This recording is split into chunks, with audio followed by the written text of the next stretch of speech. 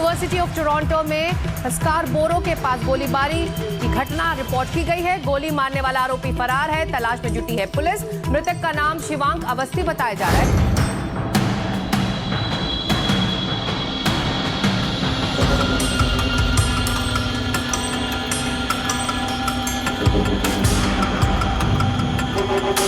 मेरा नाम उज़ैर मलिक है और मैं सईदपुरा ईदगाह से ताल्लुक़ रखता हूँ और मैंने आज तक 31 ऐप्स एंड एक वेबसाइट बनाई है। मेरी 31 ऐप्स में 7 एक 2 चैट बॉट्स हैं, AI चैट बॉट्स।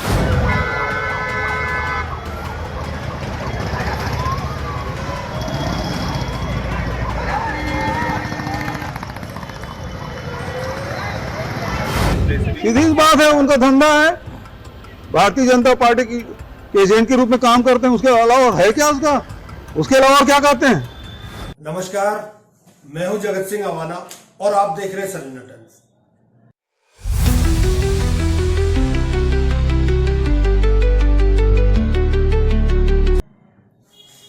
दोस्तों, सियासत का अपना मिजाज होता है।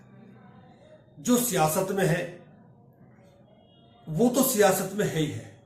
वो सियासत में आगे बढ़ना के लिए तरह तरह के ड्रामे करता है, तरह तरह के काम करता है, तरह तरह की जनता की आवाज सुनता है, तरह तरह के लोगों से को प्रलोभन देता है। परंतु कुछ लोग ऐसे भी हैं जो सत्ता के नजदीक आने का प्रयास करते हैं और किसी तरह उन्हें सत्ता में कुछ मलाईदार चीजें मिल जाए, इसकी टोह में भी रहते हैं। आप मलाईदार समझ रहे हैं ना? मलाईदार का मतलब है वो चीजें जो सत्ता में भोगी जाती हैं, तमाम वो चीजें, पैसा, माया, सब कुछ जो भोगी जाती है, वो सब ऐसे लोग भी चाहते हैं जो अपने आप को गुरु बोलते हैं, अपने आप को कथावाचक बोलते हैं, अपने आप को धार्मिक गुरु बोलते हैं और धर्म की रक्षा के लिए आगे आते हैं। आज मैं आपसे 2-3 विषयों पर बात करूंगा। एक तो कनाडा में एक भारतीय की हत्या एक बार फिर से हो गई है। बांग्लादेश में मामला चल ही रहा है। हमारे देश में धार्मिक उन्माद चरम पर है। जब यहां ईसाइयों के साथ तोड़फोड़ होगी, ईसाइयों के गिरजाघरों को तोड़ा जाएगा, तो इसका कहीं ना कहीं रिएक्शन तो बाहर भी देखने को मिलेगा। जब आप बाहर मारे जाने वाले हिंदू पर ऑब्जेक्शन उठाते हो, तो यहां जो क्रिश्चियन है, जो बेशक कन्वर्टेड है परंतु वो मिशनरी के तहत है और ईसाइयों की पूरी तरह से वो उनके कायदों को, नियमों को मानते हैं, तो कहीं ना कहीं उसकी चिंगारी भी यहां तक तो आएगी, विदेश तक जाएगी ही। जिसको तुम भड़काते हो, तुम्हारे ये 2 रुपए के निठल्लू जो लोग हैं जो तुमने पैदा कर दिए हैं इस देश में, पढ़ाई लिखाई कौन करेगा कोई नहीं जानता। पढ़ाई लिखाई करना अब इस देश में, अंग्रेजी बोलना तो वैसे भी इस देश में अब अच्छी बात नहीं रही, परंतु पढ़ाई लिखाई भी ना ही हो तो अच्छा है। क्योंकि पढ़ने लिखने से होगा क्या? क्योंकि पढ़ने लिखने के मामले में इस समय मोहम्मडन आगे निकल रहे हैं। एक लड़के ने नासा में कई प्रयोग कर दिए हैं, मुसलमान का लड़का है। एक लड़की ने यूपीएससी में 142वीं रैंक प्राप्त की है। पहले ये देखिए ये दोनों बच्चों का जरा की हत्या की खबर आ रही है। यूनिवर्सिटी ऑफ टोरंटो में स्कारबोरो के पास गोलीबारी की घटना रिपोर्ट की गई है। गोली मारने वाला आरोपी फरार है, तलाश में जुटी है पुलिस। मृतक का नाम शिवांक अवस्थी बताया जा रहा है। पीएचडी का छात्र था वो। शिवांक की मौत पर भारतीय कॉन्सुलेट ने शोक जताया है। भारतीय कॉन्सुलेट की तरफ से सोशल मीडिया पर लिखा गया है कि तो गोली मारने वाला आरोपी फरार हो गया। टोरंटो में 2 दिन में 2 भारत। अब आप अंदाजा लगाइए, नासा ने किया सम्मानित। एस्टेरॉयड खोजे हैं किसने? जिशान अहमद है। आर्यन जिशान अहमद, ये नाम मेरे ख्याल से मुसलमानों में ही होता है, हिंदुओं को तो नहीं होगा, है ना? अब आप देख लीजिए, क्या इस पर कि इस देश की गोदी मीडिया ने चीख चीख कर बताया। से ताल्लुक़ रखता हूँ और मैंने आज तक 31 ऐप्स एंड एक वेबसाइट बनाई है। मेरी 31 ऐप्स में 7 एक 2 चैट बॉट्स हैं, AI चैट बॉट्स, और मैंने 2। चलिए मैं बता देता हूं इनके बारे में जो क्या ये कह रहे हैं। श्रीनगर का 13 साल का ही बच्चा है, मुस्लिम छात्र है, नाम है उज़ैर मलिक। ये टेक्नोलॉजी का सितारा बना। इसने अपनी मेहनत से वो कर दिखाया जो करने का सपना तो हर माँ बाप देखते हैं कि मेरा बच्चा ये करेगा, लेकिन जब हाथ में धर्म के झंडे पकड़ा दिए जाएंगे तो उज़ैर मलिक कैसे बन पाएंगे। उज़ैर मलिक ने इन तमाम चीजों के बीच भी, क्योंकि कश्मीरी तुम यहां कैसे बोलो जब भारत माता की जय, भारत की जय नहीं, भारत माता की जय बोलो, वंदे मातरम बोलो, वही करते रहो।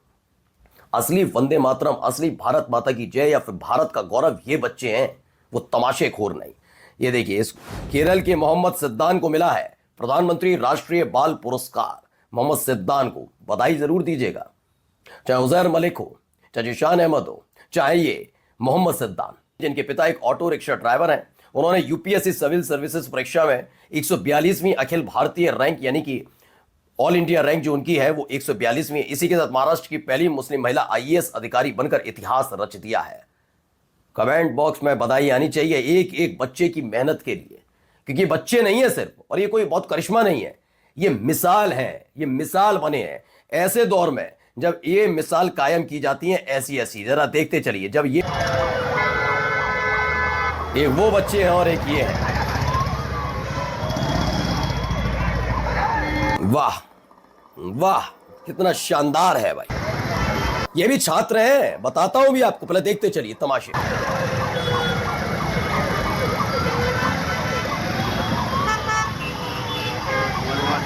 तो खबर निकली है मेरठ से। काफिले में एबीवीपी के कार्यकर्ताओं का हंगामा, चलती कारों से लटककर हुड़दंग मचाया। एबीवीपी बीजेपी का छात्र संगठन है, राहगीरों को परेशान किया, धमकी देकर भागे, वीडियो वायरल हुआ। कार्यकर्ताओं के खिलाफ केस है। सदर बाजार के आबूलीन बेगम ब्रिज का मामला है। सदर बाजार प्रभारी विजय राय लाइन हाजिर हुए, हुड़दंग रोकने में नाकाम हुए विजय राय, और आखिरकार लाइन हाजिर किया, वो तो सही है। लेकिन एबीवीपी चूंकि जिनका छात्र संगठन है, छात्र ये पढ़ेंगे नहीं, ये तमाशा करेंगे। उन्हें मालूम है इनका भविष्य उज्जवल है पहले से ही।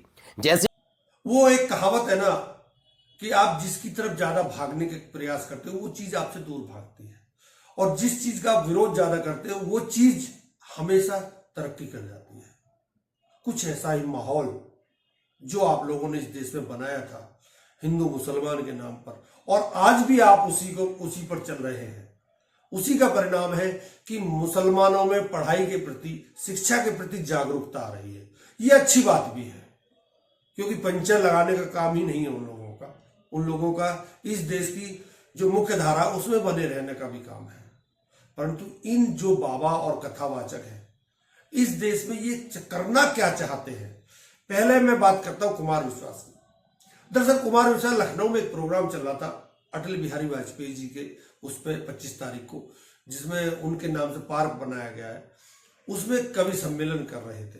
तो बोलता है वहां कुमार विश्वास, ये फर्जी आदमी है एक्चुअली, इससे फर्जी आदमी हिंदुस्तान में नहीं मिलेगा आपको। ये इतना फर्जी है और लफंगा है कि जिसका कमाल नहीं। ये बोल रहा है कि नेहरू और गांधी में ही अटके रह गए कांग्रेसी, चाचा भतीजा में ही अटके रह गए कांग्रेसी। अगर ये चाहते तो और किसी को भी आगे बढ़ा सकते थे, तभी तो इनसे पटेल को छीन कर ले गए, और अब ऐसा ना हो गांधी को भी ले जाए। मैं इस मूर्ख आदमी से पूछना चाहता हूं, तुमने एक दिन मैंने तुम्हारा ही एक दिन कहीं देखा था, तुम बोल रहे थे नेहरू की कोई बड़ाई नहीं, वो मुकाबला नहीं कर सकता, गांधी को कोई नहीं छीन सकता। मूर्ख आदमी, अगर ये गांधी इनका हो गया तो फिर जो गांधी का हत्यारा किसका है, बता सकते कुमार विश्वास? तुम्हारे पास इस बात का जवाब है? और पटेल को ये कैसे ले सकते हैं? पटेल को उन्होंने क्या दे दिया? पटेल के नाम पर जो स्टेडियम था वो नरेंद्र मोदी के नाम पर हो गया। चमचागिरी राज्यसभा में जाने की आप करो, लेकिन इतनी भी ना करो गुरु कि तुम्हारी मट्टी खराब हो जाए इस देश में। समझ रहे हो ना आप? चलिए खैर, आपकी मर्जी। दूसरे है कि धीरेन्द्र शास्त्री, भाई इसका मुकाबला नहीं है। ये रावण से बात करता है, ये राम जी से बात करता है, ये हनुमान जी से बात करता है, ये यमराज से भी बात करता है, और यहां तक कि जो भगवान, जितने पहले भगवान थे उन सब से बात करता है। सबके टेलीफोन नंबर इस आदमी के पास है। इसने धर्म का ठेका ले रखा है, और बीजेपी का ये स्टार प्रचारक भी है। बीजेपी जहां चुनाव होता उससे पहले इसे भेज देती, जा बेटा वहां एक सभा करके आ, वहां 5 दिन का कथा करके आ। बेवकूफ बना के अब नया मामला आ गया है कि एक जगह प्रोग्राम हो रहा था, तो इसके लिए छत्तीसगढ़ सरकार का प्लेन भेजा गया, जो हमारे टैक्स पेयर के पैसे से उड़ता है वो जहाज, उसको इसके लिए भेजा गया। और चालू इतने हैं कि पहले वहां मंत्री उस फ्लाइट से जा रहा था, उसी फ्लाइट में इस धीरेन्द्र शास्त्री को बैठा दिया। देखिए जरा फ्लाइट, आपको यकीन नहीं होगा, आप देख लीजिए। नीचे करोगे थोड़ा सा मुनि का शॉट बना जल्दी। सीताराम गुरु जी, सीताराम गुरु जी, गुरु जी सीताराम, गुरुदेव प्रणाम।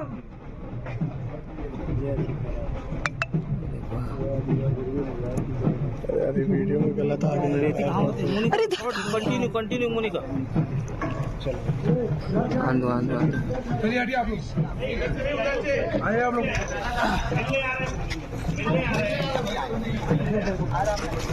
सीताराम सीताराम सीताराम गुरु जी। ठीक है महाराज, कैसी है? बढ़िया सर। अच्छा, पूरा मंडल तैयार है सर। गुरु जी सीताराम जी, सब बढ़िया। इस पर भूपेश बघेल, पूर्व मुख्यमंत्री छत्तीसगढ़, ताव में आ गए और उन्होंने कहा ये सरकार के पैसे को इस फर्जी बाबा के नाम पर, जिसको शास्त्रार्थ नहीं करना आता, जिसको कथावाचन नहीं आती, ऐसे लोग, ऐसे आदमी को छत्तीसगढ़ सरकार अपने जहाजे भेज रही है। सुनिए जरा क्या बोल रहा है भूपेश बघेल। बात है, उनका धंधा है, भारतीय जनता पार्टी की एजेंट के रूप में काम करते हैं। उसके अलावा और है क्या उसके अलावा और क्या कहते हैं? कौन से दर्शन की बात करते हैं, कौन से आध्यात्मिक बात करते हैं? मैं चुनौती देता हूं, छत्तीसगढ़ में हमारे इतने महापुरुष हैं, इतने दर्शन शास्त्री हैं, आध्यात्मिक क्षेत्र में, धार्मिक क्षेत्र में काम करने, किसी भी हमारे जो साधु संत हैं, मठ में बैठे हैं, है ना, उनसे शास्त्रार्थ कर ले, मेरी चुनौती है। दांडी महाराज त्रिपुर मंदिर में बैठे हैं, दूधाधारी मठ में हमारे महाराज जी बैठे हैं, ऐसे अनेक, मैं तो 2 नाम उदाहरण दे रहा हूं। चलो शास्त्रार्थ कर लो धर्म के बारे में। मैं तो उस क्षेत्र का नहीं हूं, लेकिन इन लोगों से मैंने केवल 2 उदाहरण दिए नाम के, ऐसे बहुत मिलेंगे हमारे छत्तीसगढ़ में, उनसे शास्त्रार्थ कर ले। ये पैसा बटोरने आते हैं। इस पर धीरेन्द्र शास्त्री को भी गुस्सा आ गया और उन्होंने भूपेश बघेल की बात का जवाब दिया। क्या बोल रहा है ये, देखिए जरा इसका ट्वीट। प्रसार करना और राष्ट्रवाद की भावना जगाना अंधविश्वास है, तो जिन्हें ऐसा लगता है उन्हें इस देश को छोड़ देना चाहिए। छत्तीसगढ़ के पूर्व मुख्यमंत्री भूपेश बघेल ने कहा था कि कथावाचक प्रदीप मिश्रा और धीरेन्द्र शास्त्री अंधविश्वास फैला रहे हैं। देश में हिंदू कभी खतरे में नहीं था। ये बोल रहा है कि आप छत्तीसगढ़ को बांग्लादेश बनाना चाहते हो। अरे साहब, आप तो पूरे देश को बांग्लादेश बनाना चाहते हो। महाराज, आप कर क्या रहे हो, ये सोच के देखो कभी। आप अपनी गोटियां पका रहे हो, आप अपनी गोटियां को लाल कर रहे हो और दूसरे का देश का नाश कर रहे हो। आप आपस में लड़ा कर हिंदू मुसलमान करके, और क्रिश्चियन आपने दिखा, आपने शायद देखा नहीं है, एक बार फिर देख लीजिए क्या हाल किया था छत्तीसगढ़ में। और ये क्या बोल रहा है उस समय, देखिए जरा।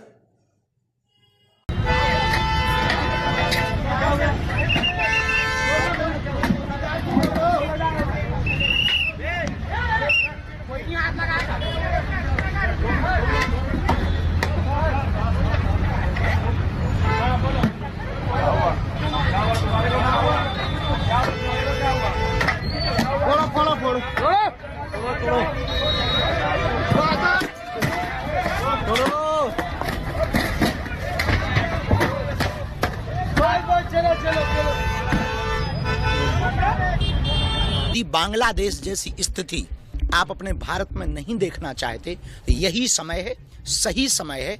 अभी नहीं तो कभी नहीं। यदि हिंदू एक आज नहीं हुआ, हिंदू एकजुट नहीं हुआ, तो वो दिन दूर नहीं जब भारत के और छत्तीसगढ़ के चौराहों पर ऐसा जो बांग्लादेश में हुआ वो देखा। बांग्लादेश बन जाएगा भारत, बांग्लादेश बन जाएगा भारत, इस तरह की भाषा बोलते हैं ये महाराज जी। अब मैं आपसे सवाल करता हूं, जब यहां कोई एक्शन होता है मुसलमानों के खिलाफ या ईसाइयों के खिलाफ, तो आप कहते हो जी ये तो अच्छा हो रहा है, परंतु जब यही हाल किसी हिंदू के साथ बांग्लादेश में हो, भाई वो भारत का तो हिंदू नहीं है ना, तो हो रहा है। जब बांग्लादेश में होता है तो आप लोगों को मिर्ची लगती है। क्यों लगती है भाई आपको मिर्ची? क्या जो मुसलमान है वो बांग्लादेश का मुसलमान और हिंदुस्तान का मुसलमान एक नहीं है? क्या ईसाइयों के गिरजाघरों पर जिस तरह तोड़फोड़ इन तथाकथित राष्ट्रवादियों ने की थी, भक्तों ने की थी, क्या क्रिश्चियनों को इस पर गुस्सा नहीं आएगा? आप हिंदू हो तो आपको गुस्सा आ सकता है, वो क्रिश्चियन उनको गुस्सा नहीं आ सकता, या वो मुसलमान है उन्हें गुस्सा नहीं आ सकता। भाई वाह, ये तो आप अपनी सुविधा के अनुसार चल रहे हैं।